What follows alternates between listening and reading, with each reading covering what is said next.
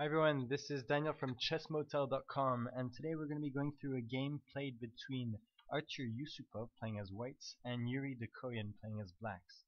This game was played in '93 in a tournament in Germany. And I thought it was a really interesting game to comment because there's quite a lot going on. It starts off with Queen's Gambit declined, followed by a few exchanges of minor pieces. And there are two really controversial moves, and there's a really awesome exchange between a queen and two rooks. So here we go, let's take a look at the game. It starts off with pawn to d4, followed by pawn d5 and pawn c4. This is a classic Queen's Gambit opening. If the blacks were to accept it, they would capture pawn on c4, but here they decide to move their pawn to e6, supporting the d5 pawn. Whites continue putting pressure on the d5 pawn. Blacks continue supporting it. Pawn to e4. And here blacks decide to do a pawn exchange on e4. Blacks put pressure on the white king by moving their bishop to b4. Here whites can defend with their knight if they want on c3, but the problem with this is that if the blacks decide to do an exchange, the whites are going to have two pawns on the c file. Another thing is that at the beginning of the game, you don't really want to move your knight two times in a row. You want to develop your minor pieces. And so here moving your pawn to d2 is a better move. Well, it's a better move. The problem with this move is that you're going to be losing a pawn on d4. So it's sort of a tactical move, and this is what whites decide to do. So blacks capture pawn on d4, and here whites do the exchange. So here we can see that whites are down a pawn, but they're advanced in development, and the blacks have an exposed queen. Whites play bishop to e2, and here blacks play pawn to c5. This is another tactical move by blacks. It might seem like a stupid move, but actually it's pretty cool because they're opening the c6 square, allowing the queen to retreat if necessary, and leaving a space also for the bishop in c8, which might eventually move to that square. So whites here are going to capture pawn on c5, and blacks are going to capture the pawn on g2, putting pressure on the h1 rook. Here comes the first really controversial move. Queen to d2. Whites are they're ignoring the pressure that the queen is putting on h1, and they're moving their queen to d2. We're going to see later on why they do this. Let's go back one move to see what they could have done. What were the options that white had? The first option is bishop to f3, putting pressure on the queen on g2. This move actually forces the queen to move out of there. The best move for blacks here is g5. This is probably a move, the move that I would have done. It's a defensive move. I'm quite a defensive player, and it's the safest move, I'd say.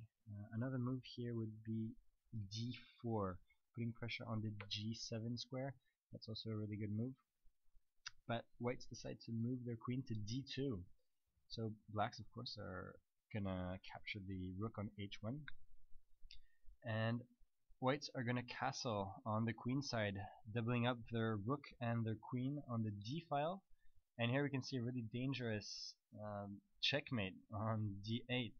But of course, blacks are going to see that, and they're going to defend against it by moving their knight to d7. Here whites answer with knight to f3, putting pressure on the black king on h1. Here comes the second controversial move.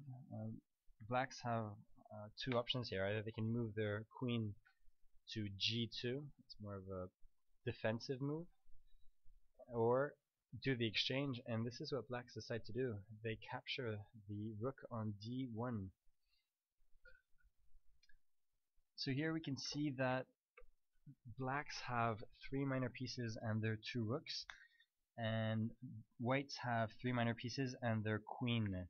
But the big difference here is that blacks still have two minor pieces in their initial positions, and the whites all have their minor pieces developed. So let's see how whites are going to take advantage of this development. Blacks are going to capture bishop on c5, but with this move queen to d4, whites are going to be able to get back a minor piece. Here they're putting pressure on the pawn on g7, which is later on putting pressure on the rook on h8, and of course this queen is also putting pressure on the knight on c5. So here blacks have to make a choice between the knight on c5 and the rook. So of course they're gonna save their rook by moving their knight to e7, and they're also catching up on the lack of development that they have. So whites capture this knight. Blacks continue developing their pieces. Whites move knight to e5. This is a really good position for the knight. This knight is putting pressure on the bishop on d7 and also on pawn f7. If blacks decide to castle queenside, this f7 square is going to be really important for whites.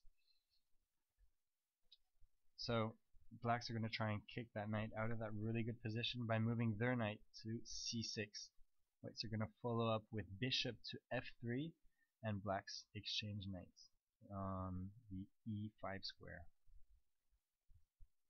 Blacks follow up with pawn to f6, pushing the white queen to g3, sorry. And blacks decide to castle on the queen side. This is a good move. They're connecting their rooks.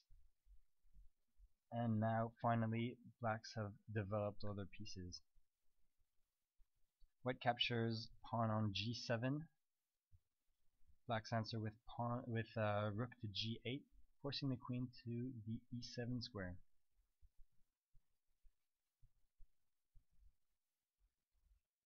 Whites move their bishop to d5. This is a really good move. It squeezes the black defense, putting pressure on the rook on g8 and also putting some pressure, keeping the pressure on the b7 pawn.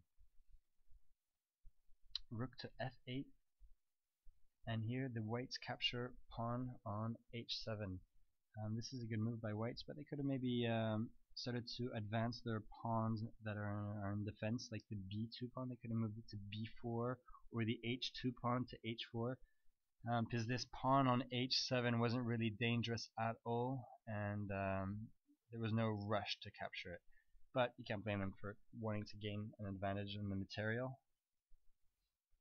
Pawn to f5, and here we go. Whites start to advance their pawns by moving pawn h2 to h4.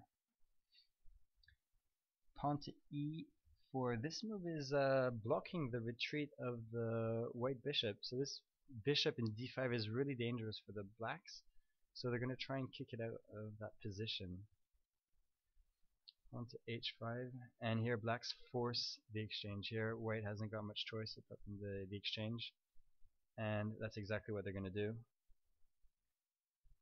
And whites are going to continue eating all those pawns in the defense by eating this pawn in a7, and blacks are going to continue advancing their pawns in the middle. These two pawns on the e and the f file are really the only hope for blacks, and so little by little they're advancing them down the board.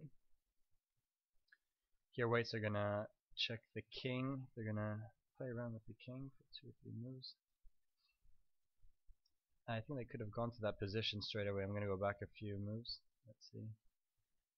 So the queen is in a7 and could move to c5 straight away, yeah. But they decide to play around with the king.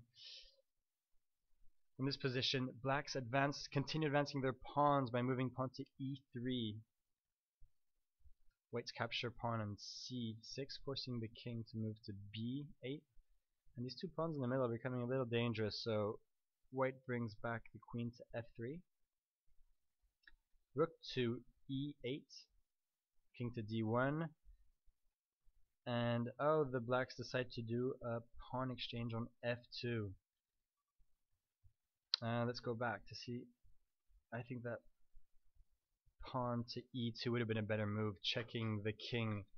I think this is a big mistake by blacks. They shouldn't have done the exchange on f2. I think they should have advanced their pawn to e2. It would have been way more dangerous.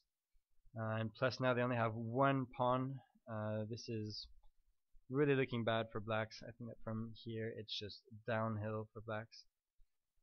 and whites are going to continue advancing their pawn on the h file, and there's nothing much that the blacks can do apart from putting the rook in h8, but the rook is pinned there now.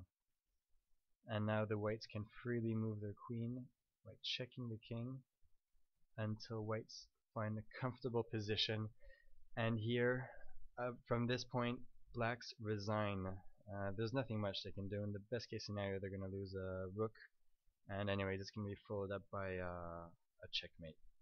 So I hope you liked the game. If you did, please vote. If you haven't subscribed to our channel, please do so, and you can also visit our website chessmotel.com. Thank you for listening, and see you next time.